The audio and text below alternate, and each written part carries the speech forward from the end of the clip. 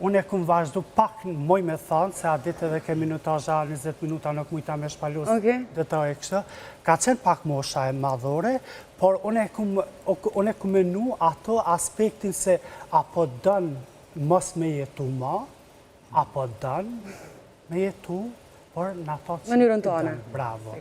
Edhe kjo është ajo që unë e këmë marë, sepse u konë, edhe kjo është puna e manipulimit ose edhe dikujna për shembull s'po tham intervista, po është puna që thot hej e ti kohën më martu.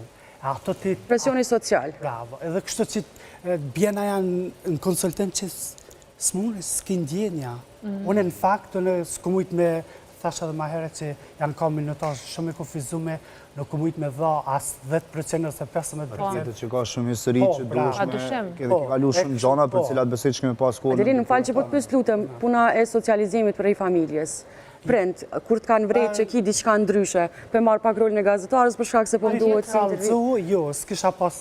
Jo, po mendoj veç kontekstin e socializimit. Për shembull, a ke lujt ma shumë e lodrat femnave, a ke lujt ma shumë... Jo, nuk është puna e këtyne sinqeresht, unë e ku marrë këta, nuk është puna e lodrave të femna, po e ki ndjesi që ti po dënë diçka, po nuk po mune. Jo, se pikrisht është mosha 7 deri 10 vjeqare që ti e përcakton kontestin tonë gjinor, kontestin e dukjes, edhe unë e kom pa shumë fëmijë për shembull, që i veshin shtiklat e nanës vetë, shkojnë i lyjnë gishtat, edhe mashkuj, edhe e kom vrejt si detaj dhe e kom tërhek vrejtjen. Tërhek e prej shtyne saneve, prej shtyne fenomeneve. I më tërset për bojnë edhe këta moshat madhore. Po jo, po flasë për dikon që është në zhvillim e si, përse kur bosh ti mosh madhore ti e i lirë me bo, qka dush? Absolut, a më mosha vogël, 7 deri 10 vjetë, a gënë shumë e rëndësishme socializime. Se në rrasë se ti e lejon me jetu i lirë, prej që asaj moshe, mi ly gishtat, e mi vesh shtiklat, e mi ngjit unaza, e mi ngjit voth, e mi ngjit gjithë shka që në gjesin femnat, ti decisivisht ki me shku qa nej. Sidomos kur jenë një rreth që jeton me motrën, me nanën, me grunë agjës, me grunë e vllaut, jenë një rreth... Detyrimisht, Ambira, studimin fakt të regojnë që jo detyrimisht dhe ndër të tjera fëmijët që kanë lirin për me zedh, dalin statistikisht në basë unit sejvit programi, dalin shumë atë lumëtën. Për shumë që ka interesant karakteristike që fëmija në Hollad, që konsiderohet si fëmija më të lumëtën për momentin në vitin 2026, janë fëmijët cilët e kanë lirin e të veshunit, e kanë lirin e manifestimit vetës qështë do që dojë, se fëmija nuk ka binar të gjinisë, e kemi nga tritunit. Pra na e kemi kryu që ato, na e kemi kryu rehatin si qështë një fëmi mundet me qenë. Fëmija e këtë këto gjarë... Agon, në falë të lutem, e kite Freudi shumë qartë spjegume, socializimin edhe zhvillimin e njeriut. Prej moshës 2 mujore, 3 mujore, kur fëmi u filan me identifiku qështë e qumshti i gjinit në anës, a i kryon ndjenja. E vërtet. Mashkujt, do me thonë, fëmit mashkuj kryojnë ndjenja për nanën, që është prekja e parë, është intuita e parë, ndërsa vajzat pak ma shumë kur të rritën e kryojnë dashurin e parë në figurën e babës. Edhe gjithmonë thojnë me mujtë me gjetë një burë si baba jam, se e kryojnë që atë figurë, në falë se në është në ndërgjyva. Nëse kisha pas mundësi një pytje mja bazë, a mundet, a ka gjasa kështo teorike, se e kuptan prindi këtë farë? Po, prindi e kuptan shumë herët. Veç në rrasë që a i prind, për shambull, nuk ka as pak njohuri për një botë tjetër jashtë asaj që është edukimi i familjes me që ka mësu. E ka vllaun të martum ka fëmi, e ka babë, po menaj i ka mi gjallartë, komplet rreth i ti është me familje patriarkale. Prindi, në momentin që din për tej që saj diçka, për që sa të pyta shumë është rëndësishme koha kur ti këty të ka ndodhë kjo. Se në momentin që në qatë kohë nuk ka pas shumë jetët informimit, edhe është shumë normale që një prind s'ka mujtë me vrejt diçka. Shumë se si është reguluar dhe në aspektin ligjor. Ekzistojnë pengesa ligjore që lidhen me identitetin gjinor në Kosovë?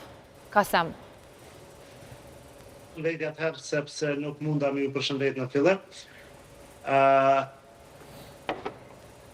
Po dëgjojnë. Po dëgjojnë. Okej. Në sistemin tonë pushtetues dhe atë juridik, ligji dhe pushtetuta na kanë siguru barazi dhe trajtim të barabartë të gjithëve, kurse nuk na ka garantuar trajtim të veçantë askujt përveç personave që kanë të meta të ndryshme apo që janë me aftësi të kufizuara. Kurse në aspektet e tjera të gjithë jemi të barabartë, të gjithë mund të jetojmë jetën tonë ashtu siç duam ne, kufizimet mandej të çka lejohet e çka nuk lejohet, siç është për shembull martesa.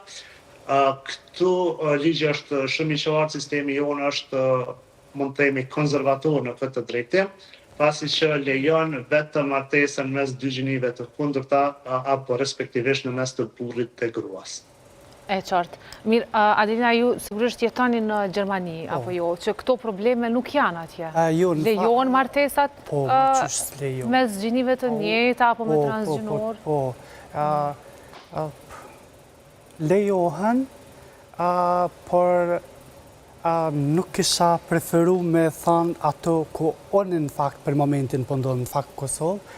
E në Shqipëri është pak kjo si tabu kisha me thanë, për shkak se njerëzit nuk përfaqësoj atë mentalitetin, në atë kuptimin, në thojsa që dikush detyrimisht shtinë ose diçka, po është puna që vetë njerëzit janë, si të shohin, se këtë du me ndërlidh pak se më falë se nuk do të më qua edhe një person, nuk po moj me thonë tash edhe më për vetin atë kuptimin që one kështu u bona dit pa lej diçka financimi, po që me thonë edhe njerëzit e kanë këtë ego negative në thojza kur dalin rrugë për shemëll, në atë kuptimin që më falë do këtë pej balone personin fjallë, po, e thamë, edhe në atë aspektin që më falë ku jenis, ku po shkanë, se normal... Qka përdu me thonë është probleme është ta zamë edhe që është një burë me një grua transgjinore, për dhe që është ma letë identifikushme. Pra identifikushme. Po, normal. është ma letë identifikushme në qovë tipare fizikës më një në veshës, jo të gjithë, po... Po, normal. Edhe për këtë arsye,